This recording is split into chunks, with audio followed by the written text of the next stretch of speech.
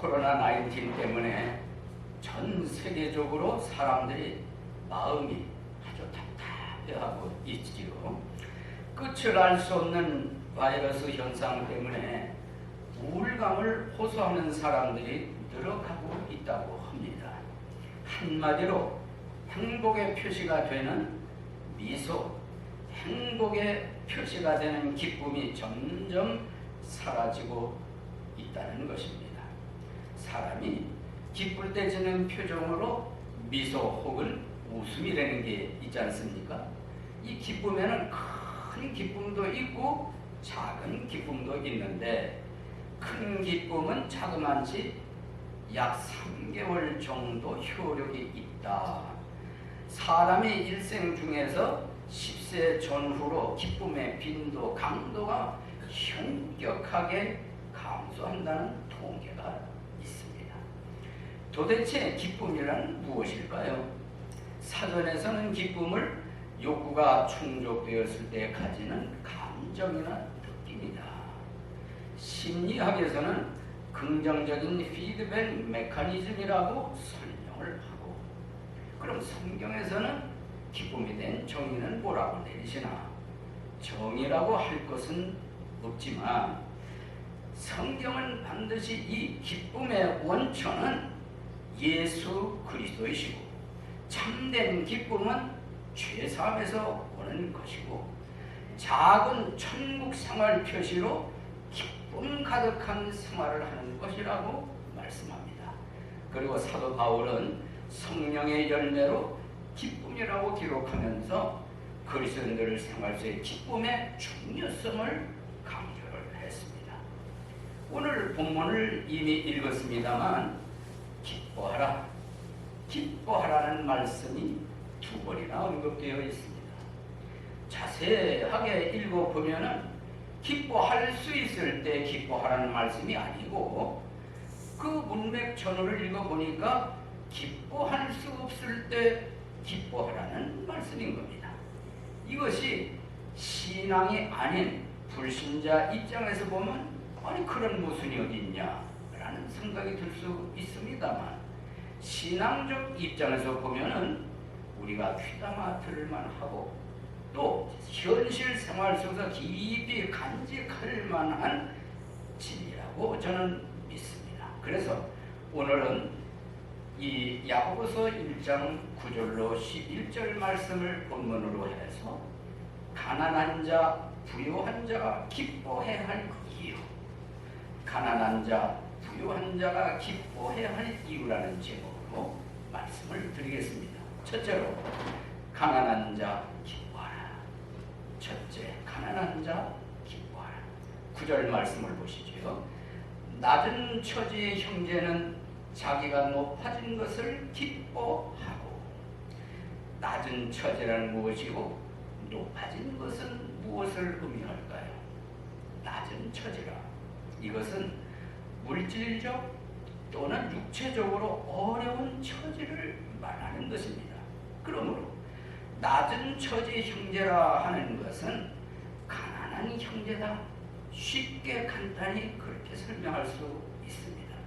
이어지는 자기가 높아진 것이란 예수 그리스도를 믿는 믿음으로 말미암아 높아진 신분, 높아진 지위, 그러한 의미가 포함이 되어 있는 것입니다.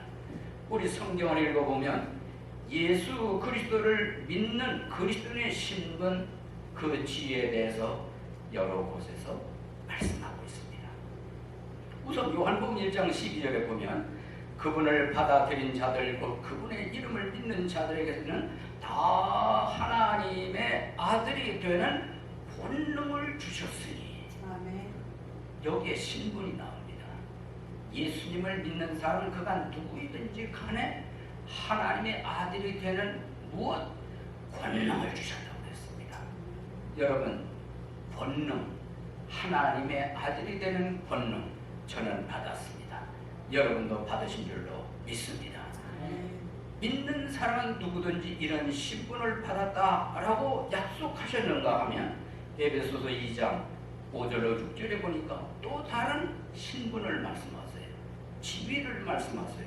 심지어 우리가 죄들 가운데서 죽었을 때에 우리를 그리스도와 함께 살리셨고 너희가 은혜로 구원을 받았느니라. 또 함께 일으키사 그리스도 예수님 안에서 우리를 하늘의 처소들에 함께 앉히셨느니라.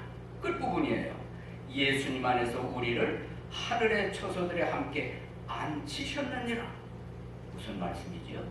믿고 구원받은 사람은 다 예수님과 함께 하늘 처소에 앉히셨다는 높아진 지위를 말씀하시는 것입니다.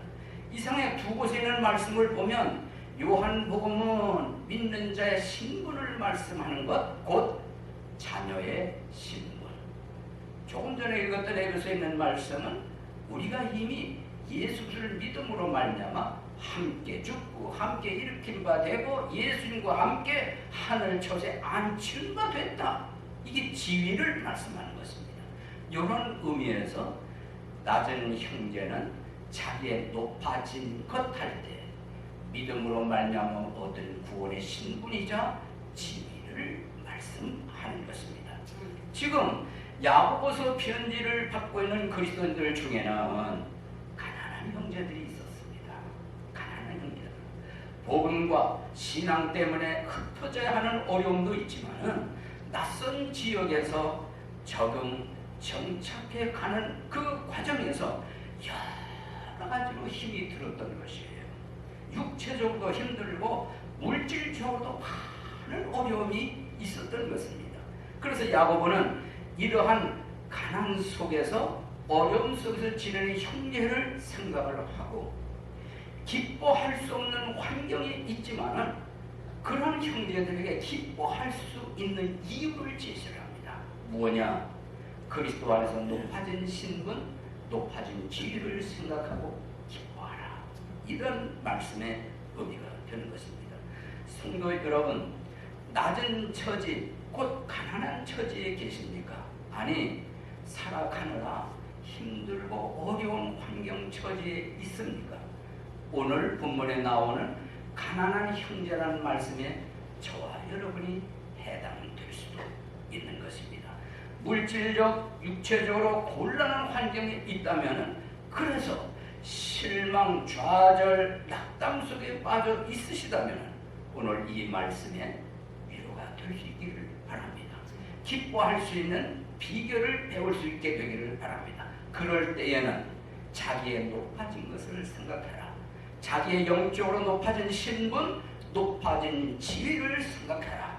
신뢰하라, 기억하라, 생각하라. 그 뒤에는 기쁨이 따라온다고 말씀하고 있는 것입니다. 한국에서 우리 몇몇 목사님 부부 모임이 평택이라는 모 교회에서 있었어요.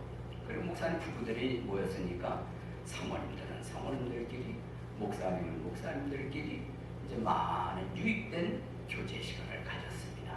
서로 위로가 되고 격려가 되고 힘이 되는 그런 시간이 돼서 시간이 흘러 이제 밤이 됐지 않았어요? 그래 자고 있는데 얼마를 잤을까? 제 얘기입니다. 얼마를 잤을까? 어디서 이런 소리가 들려요. 주님여 이 손을 꼭 잡고 가소서. 약하고 피곤한 이 몸을 폭풍 흑암속 해치사 빛으로 손잡고 날인도 하소서. 이런 소리가 이제 자는데 잠결에 들리는 거예요. 그런데 막 흐느끼는 소리가 들리는 거예요. 이것도 뭐지? 노래를 부르다 흐느끼는 소리가 그런가 하더니 또 소리가 이렇게 들리는 거예요. 인생이 힘들고 고난이 겹칠 때 곡조가 안 맞아. 흐느끼느라 주님여 날 도와주소서. 그리고는 한참을 흐느끼는 소리가 뭐 콧물이 나는지 눈물이 나는지 아마 번복된 것 같아요. 그래서 또 이어지는 거예요. 외치는 이 소리 귀 기울이시사 손잡고 날 인도하소서. 얼마나 흔띄어 우는지 자다가 연락가 들은 거예요. 누구지? 그건 중요하지 않아. 들리는 소리 내용이었어요. 느낌이 이랬어요. 저 인생이 참 힘들구나. 저 인생이 너무 피곤하구나. 지금 고난이 겹쳐 있는 모양이구나. 주님한테 이 손을, 이 몸을 붙잡아 달라고, 인도해 달라고 애원을 하고 있구나. 그러는 생각을 하는데도 여전히 또 부르는 거예요. 주님이여, 이 손을. 그리고 또 울고, 또 부르고, 또 울고, 또 울고, 말을 그렇게 하더라고요. 저는 그 가사에 그때 너무 진하게, 선명하게 마음에 와 닿아서 수십 년이 지났어요. 지금도 어제처럼 선명합니다. 왜? 그 삶이 그렇게 어렵고 피곤하고 지친 인생을 끌어안고 교회 와가지고 아주 이른 새벽이에요. 이른 새벽. 남은 잠자고 있는데 그때 와서 그렇게 하는 것은 피곤한 인생을 주님께서 붙잡아 주시고 인도해달라고 하는 간절한 기도이자 노래라는 그 기도, 지금도 선명해요. 성도 여러분, 우리 삶이 이렇게 힘들어요. 여러분 지금 많이 힘드시지요? 살아가시느라고 나름대로 얼마나 힘이 드십니까? 어쩌면 이 어려움이라는 파도가, 고난이라는 파도가 겹쳐서 온다는 거예요. 왔는데 또 자꾸 끝이 안 거예요. 이런 삶 속에서 오늘 본문에는 낮아진 형제라고 그랬습니다. 바로 그걸 얘기하는 거예요. 낮아진 형제는 어려움 속에 있는 형제이자 가난한 형제를 말합니다.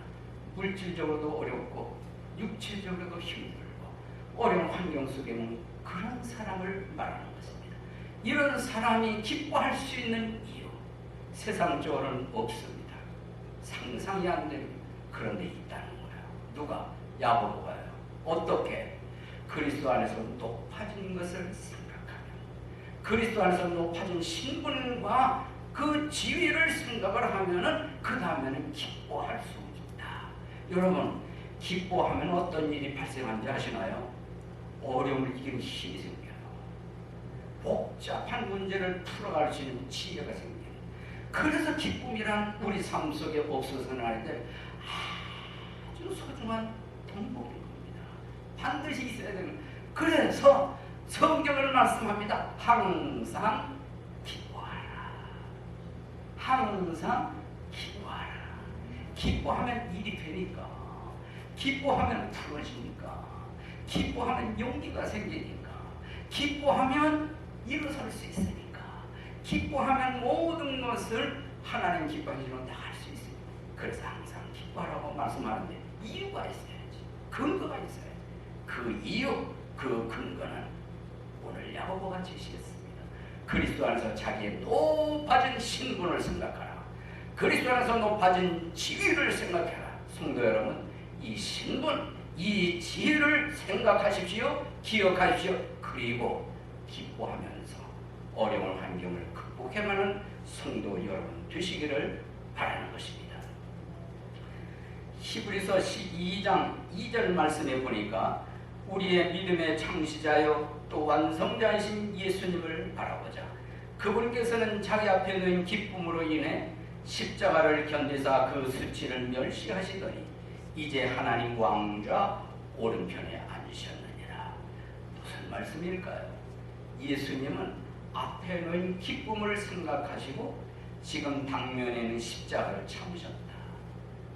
앞에 놓인 기쁨을 기억하시고 지금 당면에는 수치를 참으셨다. 그 뜻입니다. 그랬더니 이제 하나님 왕좌 오른편에 앉으셨다. 그랬습니다.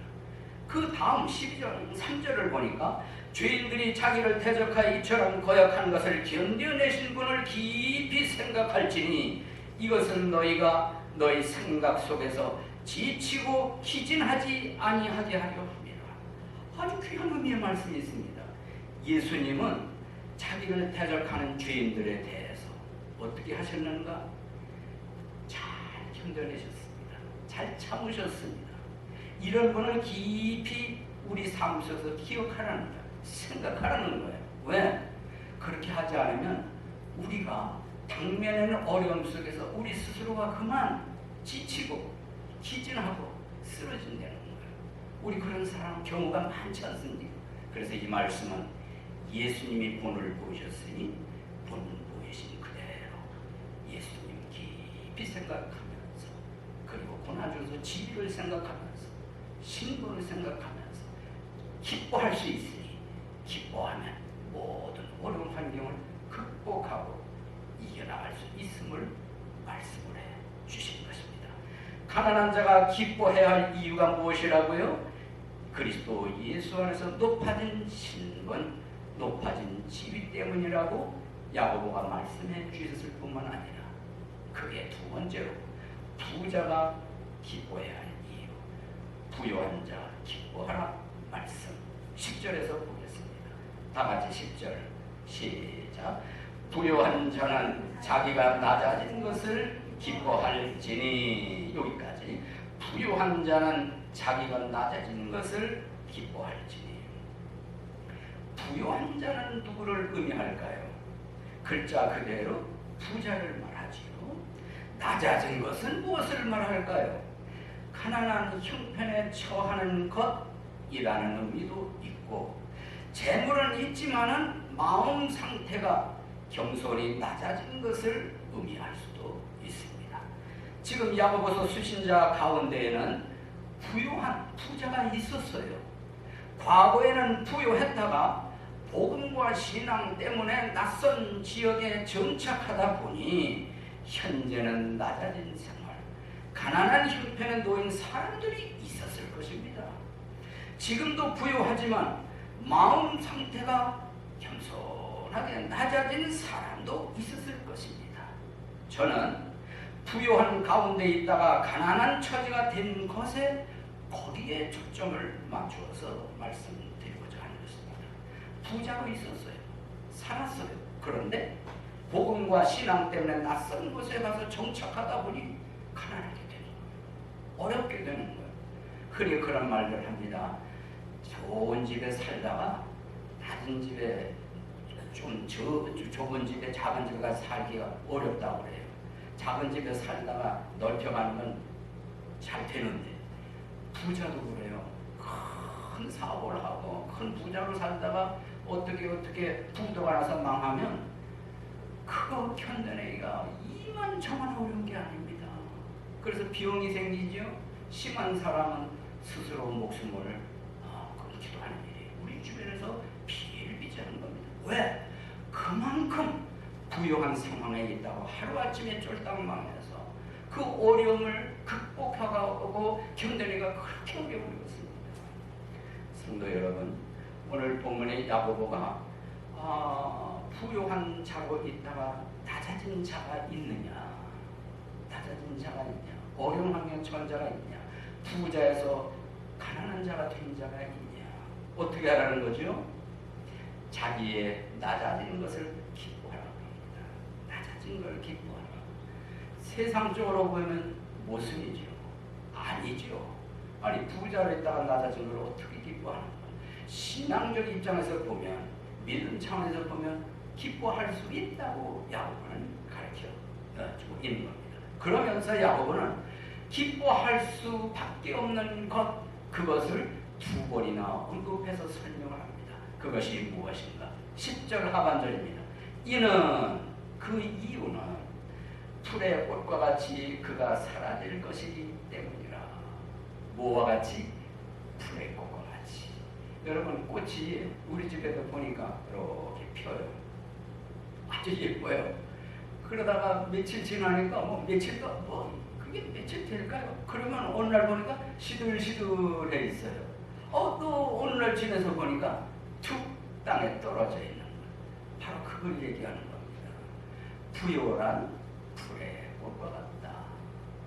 부자란 풀의 꽃과 같다. 사라진다. 사라진다. 우리 한국 민족이 대대로 내려오면서 춤추며 부르는 노래가 있어요. 얼씨구 절씨구 차차차 아시죠? 화무는 11원이요 달도차는 기나니 치화자 좋다 얼씨구 절씨구 아니 너지는 못하리라 차차차 하는 노래 아시죠? 네. 화무는 11원이라 아무리 좋은 춤도 아무리 예쁜 꽃도 11을 열을 넘기지 못한 맞아요. 아름다운 제 아무리 예쁜 것도 열흘을 못 넘기는 야고보가 그걸 얘기하는 겁니다. 왜 기뻐해야 되냐? 깨달았으면 그것 때문에 기뻐해라. 무엇? 부요란 부자란 풀의 꽃과 같다. 다 사라진다. 이걸 말씀을 한 거예요. 여기서 끝난 게 아닙니다. 그 다음 11절 말씀을 보겠습니다. 해가 뜨거운 열기와 함께 돋자마자 풀을 말리면 그것의 꽃이 떨어져 그것의 외형이 아름다움이 없어지리니 부유한 사람도 자기 길들에서 이와 같이 사라지리라. 이번은 좀 더 구체적으로 말씀을 합니다. 여러분, 이 태양이 떠오릅니다. 그리고 뜨거운 바람이 불어요. 그럼 이 뜨거운 열기에서 꽃이 시들시들해진다는 거예요. 외형이 바뀝니다. 바꿔지는 거예요. 그런 다음에 이 뜨거운 열기에서 그 다음 이어지는 건 뭐라고 합니까? 떨어진다. 떨어진 다음에 바람과 함께 사라져버린다. 순식간에 사라져버린다. 이런 말씀인 겁니다. 뭘 이야기하려는 것일까요? 부요가 그러하다. 부자가 그러하다. 이런 겁니다. 우리 주변에서 하루아침에 쫄딱 망했다는 이야기 많이 들어보셨죠? 재물 벌기 참 힘들어요. 들어오는 거 참 힘들어요. 그런데 나갈 때는 진짜 순식간에 나갑니다. 하루아침에 싹 날아가. 여러분 겪어보셨는지요? 네. 우리 대한민국에 살 때 그런 일을 주변에서 많이 들었고 보았습니다. 성도 여러분, 이 야고보 사도는 지금 수신자들에게 부요한 형제는 자기의 낮아짐을 기뻐해라. 모순이지만 가만히 신앙을 쳐서 생각하면 진리예요. 아, 그렇구나. 그걸 깨달으라는 거예요. 예를 들어서 풀의 꽃과 같이 다 순식간에 떨어지고 순식간에 사라지는 것처럼 돈이란, 부요란, 부자란 그렇게 사라지는 거다. 그런데 11절 마지막 부분에 보니까 부요한 사람도 자기 길들에서 이와 같이 사라진다는 건 뭘 얘기를 할까요? 꽃이 뜨거운 열기와 바람에 시들어지고 툭 떨어지는 것처럼 부자는 부자 되기에만 몰두하는 길에만 있으면 꽃처럼 사라져버립니다.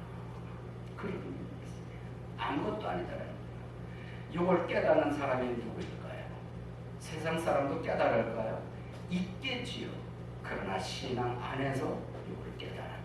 아, 돈이란, 부유함이란, 부자란 영원한 것이 못 되네. 이걸 깨달으면 기뻐할 수 있다는 거예요. 아멘. 기뻐할 수 있다는 거예요. 성도 여러분, 부유함에만 몰두해 있으면 언젠가는 꽃처럼 시들어진다. 꽃 사라지듯이 부여도 사라진다. 이걸 생각하고 현재 낮아진 현실에 대해서 기뻐해라. 야고보의 가르침인 것입니다. 여러분, 이런 수준에 이르렀다면 와, 신앙 수준 높은 거예요. 성숙한 사람이에요. 한때는 부자였다가 한때는 낮아졌는데 원망, 불평, 낙담, 좌절 속에 빠져있어 보세요. 신앙생활 제대로 안 돼. 그러나 이 말씀을 깨닫고 기뻐한다면 멋있는 사람입니다. 수준 높은 사람입니다. 하나님이 인정하시는 튼튼한 신앙을 가진 사람인 줄로 믿는 것입니다. 여러분, 성경은요, 부요, 부자 자체를 정죄한 적이 없습니다. 오해하지 마세요. 성경 어디를 읽어봐도 부자 잘못됐다, 그릇됐다, 정죄된 곳이 없습니다. 아브라함을 보세요. 부자라고 했습니다. 그의 아들 이삭 부자라고 했습니다. 야곱 재산이 엄청 많이 늘었다고 했습니다. 그렇지만은 한 가지 부요함, 부자 되는 것에만 몰두 자나 깨나 돈 하는 사람은 그러다 돈다고 그러잖아요. 그런데 이 사실 자세에 대해서는 경고를 하는 거예요. 누가복음 12장 15절에 이런 말씀이 있습니다. 그들에게 이르시되 탐욕을 주의하고 조심하라. 사람의 생명이 그의 풍부한 소유에 있지 아니하니라. 마음에 믿어지시면 아멘. 사람의 생명이 그의 풍부한 소유에 있지 않다. 그러면서 그 다음에 예수님이 무리들이 깨달아 알 수 있도록 비유를 들으신 거예요. 유명한 비유입니다. 이런 얘기죠. 얘들아, 어떤 부자가 땅이 풍성하게 열매를 내서 소출을 많이 냈어. 그래서 그 열매를 바라보면서 속으로 뭐라 그러는 거니? 내 열매를 쌓아둘 것이 없구나. 이거 어떻게 하지? 창고를 더 넓게 크게 지면 된다. 그래서 창고를 더 크게 넓게 지었는데 차곡차곡 다 꽉꽉 채웠습니다. 그러면서 창고는 늘어났지요. 곡식은 가득가득 찼지요. 부족한 것은 없지요. 그러면서 스스로에게 이렇게 얘기를 하는 겁니다. 내 혼아, 네가 여러 해 동안 쓸 많은 물건을 쌓아두었으니 편안히 쉬고 편안히 먹고 편안히 마시고 즐거워하자. 배를 두들기면서 얼마나 좋아요. 네, 얼마나. 여러분 지금 사시는 방에 돈이 가득 찼다고 가정을 해보세요. 창고에 돈이 가득 찼다고 생각을 해보세요. 야, 이제 몇 년 일 안 해도 몇십 년 일 안 해도 편안히 먹고 마시고 여행하고 멋있게 살겠다, 이런 얘기거든요. 그랬는데 하나님께서 그날 밤 그에게 말씀하시기를, 너 어리석은 자여, 오늘 밤에 내게서 내 혼을 내가 거두어 가면은 그러면 내가 싸우는 그게 네 것이 되겠느냐? 네 것이 되겠느냐? 그 다음 말씀이에요. 자기를 위하여 보물을 쌓아두고 하나님께 대해서는 부요하지 못한 자가 이와 같으리라. 아멘. 하나님께 대해서는 부요하지 못한 자가 어리석은 자다, 이런 말씀인 것입니다. 우리 주변에 많죠. 어쩌면 믿음 생활하는 사람들 가운데 있을지도 모르는 겁니다. 그쵸? 돈 벌고 돈 쌓아두고 부자 되기야만 아침에도 점심에도 저녁에도 하루 종일 1년 내내 몰두해 있으면 어찌 그 사람을 하나님께 대해서 불효하다고 말할 수 있겠습니까? 사람의 생명이 언제 어디서 어떻게 될지도 모르면서 부자 되기야만 뭘 하고 몰두해 있으면 어리석은 자라고 성경은 말씀하는 것입니다. 여러분, 혹시 누가복음 16장을 읽어보셨나요? 그게 예수님이 하신 말씀인데 이런 내용입니다. 두 사람이 죽었어요. 한 사람은 나사로입니다. 한 사람은 이름은 안 나오고 부자라고만 나와요. 둘이 다 죽었어요. 나사로는 거지인데 거지도 죽고, 부자는 이름이 안 나오는데 부자도 죽었는데, 거지 나사로는 장사 지냈다는 표현이 없어요. 왜? 그만큼 가난했던 거예요. 부자는 장사를 지냈다가 나와요. 얼마나 화려하게 치렀겠어요. 부자니까.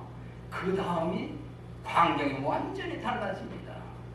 나사로는 아브라함 품에 있고, 그리고 부자는 지옥에 있었던 거예요. 지옥에서 고통 중에 눈을 들어 멀리 아브라함과 그의 품에 있는 나사로를 보고 소리를 지르며 이르되, 아버지 아브라함이여, 내게 긍휼을 베푸사 나사로를 보내어 그가 그의 손가락 끝에 물을 찌고 내 혀를 서늘하게 하소서라고 외쳤던 거예요. 왜? 내가 이 불꽃 가운데서 고통을 받습니다. 손가락 끝에 물을 찌고 내 혀를 서늘해달라는 요청, 부르짖었던 거예요. 누가요? 부자가. 응답이 왔지요? 아닙니다. 이런 음성이 들렸습니다. 그럴 수 없다.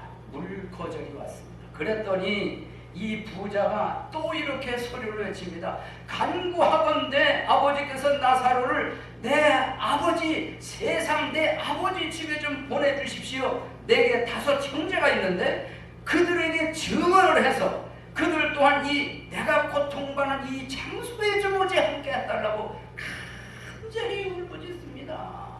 나는 기왕이 왔고 세상에는 5 형제가 있다. 그런데 이 고통받는 장소에 있다는 걸 모르고 있다는 말이에요.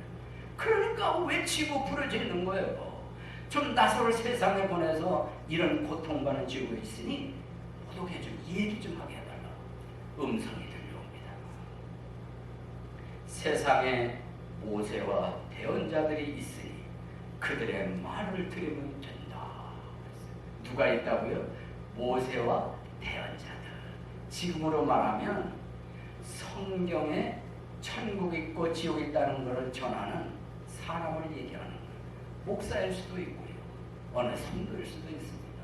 그들한테 들으면 된다는 거예요. 나사로를 보낼 필요 없다. 그들에게 들으면 된다 그랬습니다. 그랬더니 부자가 안 그렇다는 거예요. 아이고 아닙니다. 안 그렇습니다. 뭐라고 얘기하지요?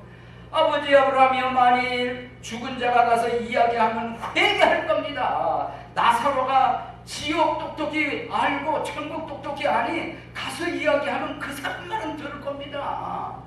이게 간절하게 부르짖었던 거예요. 그랬더니 이런 음성이 들려오죠. 모세와 대언자들의 말을 듣지 아니하면 죽은 자가 가서 이야기해도 설득되지 아니할 것이다. 이런 대답이 왔습니다. 이게 무슨 말씀입니까? 이거 보세요. 성경에 지옥에 대한 말씀이 있습니다. 고통에 대한 말씀이 있습니다. 이거 사실입니다. 진짜입니다. 안 봐도 알아요. 지옥 안에 가봐도 이 말씀 읽음으로 지옥 가본 거랑 다름없는 거예요. 아니 꼭 산 사람이 와서 이야기에 설득을 당할까요? 이야기 안 들으면, 이야기를 받아들이지 않으면 죽은 자가 와서 얘기해도 설득 안 된다는 것이 우리 주 예수 그리스도께서 친히 하신 말씀인 것입니다. 그런 의미에서 부자는 예수님이 이런 말씀까지 하셨어요. 부자가 천국 들어가기는 어렵다. 낙타가 바늘기로 들어가는 것보다 어렵다. 왜 그럴까요? 재물을 하나님보다 더 사랑하기 때문에, 재물에만 치심이 있기 때문에 그래서 어렵다고 하는 거예요. 아니 부자라도 예수 잘 믿는 사람 많습니다.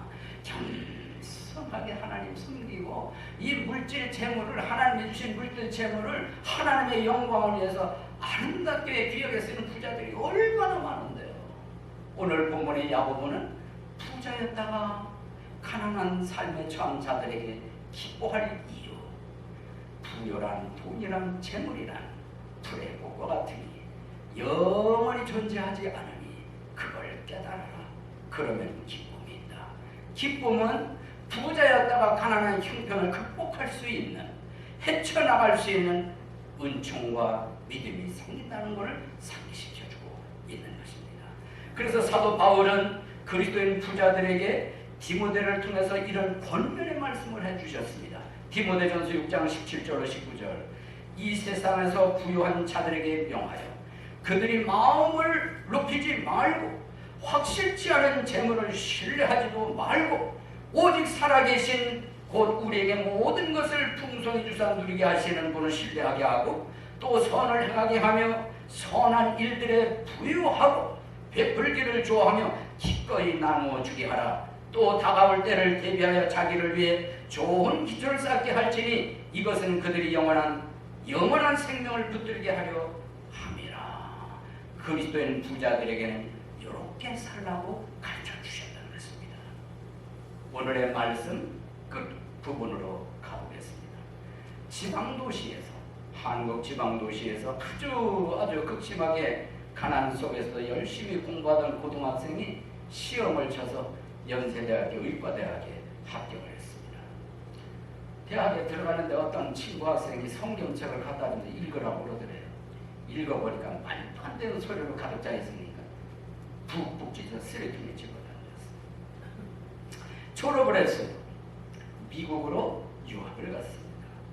좋은 성적으로 졸업을 해서 드디어 의사가 됐어요. 미국에서 의사생활을 했습니다.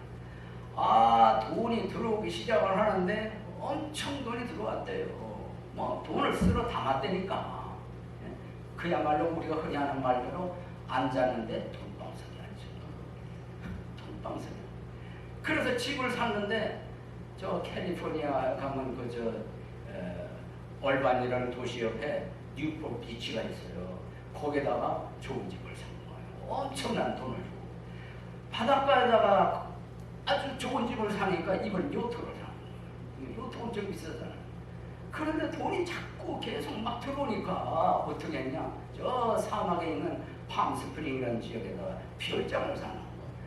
아, 이렇게 사니 뭐 원하는 것, 필요로 하는 것, 돈은 있으니까 마음대로 사고 즐기고 챙기고 이렇게 했는데 가만히 생각해보면 내가 행복한가? 자신이 들어요. 내가 지금 행복한가? 하는 들어요. 그리고 살아가는데 어느 날 갑자기 이런 생각을 하게 되는 거예요. 내가 의사인데 이렇게 살다가 암이 오면 어떡하지? 암에 걸리면 어떡하지? 그러다 죽으면 어떡하지? 하필 이런 생각이 들었다는 거예요. 그런데 이게 떠나지를 않는 거예요. 공포로 다가오는 거예요. 그래서 불면증에 걸렸대요. 의사인데. 불면증에 걸리다 보니까 몸이 어떻게 되겠어요? 자꾸 말라가는 거예요. 약을 가는 거예요. 그리고 어떤 사람이 전도를 왔는데 목사님이래요. 목사님이 성경책을 그 사람에 대해서 아니까 또 거절하고 무신론주의로 살고 그런 거 뻔히 하니까 성경 읽어봐요 하고 휙 집어 던져주고 갔대는. 그걸 뭐 한쪽에다 놨는데 어떤 사람은 또 뭘 갖다 주면 부적을 갖다 줘요. 이거를 지니고 다니면 괜찮아질 거라. 근데 의사가 최첨단 의사를 연구하는 의사가 부적을 받았네. 그래가지고 지갑에다 넣은 거예요. 이걸 붓고 다니면 괜찮다 하는 말을. 그런데 괜찮아지면 뭐가 괜찮아? 불면증에 시달리다 보니까 합병증이 생기는 거야. 이런 병, 저런 병, 합병증에 막 시달려서 점점 몰골이 말이 아니고 코나를 몰리는 거예요. 코나를 몰리니까 생각 안 하던 하나님을 생각하는 거예요. 하나님이 계실까? 진짜 계시면 어떻게 하지? 그러다가 어디를 파는데 던져주면 성경이 있는 거예요. 저걸 한번 읽어볼까? 이런 생각이 든 거예요. 그래서 성경을 펼쳤는데 그 순간에 하나님이 진짜 계시면은 계시다는 걸 좀 알려달라고 아주 진심을 다해서 진짜 이게 진지한 거예요. 그래서 간절하게 기도를 드렸는데 성경을 펼치면서 느끼는 거예요. 하나님이 살아계시구나. 저는 이것을 그분이 고백을 했어요. 하나님의 도심이라고 하더라고요. 예. 그래가지고 그 길로 하나님 살아계시다는 느낌이 와가지고 이제 복음을 듣게 되는 거예요. 복음을 듣고 구원을 받은 거예요. 신앙생활을 하기 시작하는 거예요. 여러분, 이 사람이 변화되기 시작을 했는데 10수년 전 한국 텔레비전에서 그 신드롬을 일으킨 분 이상구 박사님이에요. 아시죠? 이상구 박사님. 안식기 문당했다가 지금은 나왔어요. 나와가지고 저 강원도 거기에서 암 판정 받아서 죽어가는 사람들을 그 사람들을 치유하는 사역을 하고 있어요. 뭘로 치유하냐? 첫째, 말씀으로.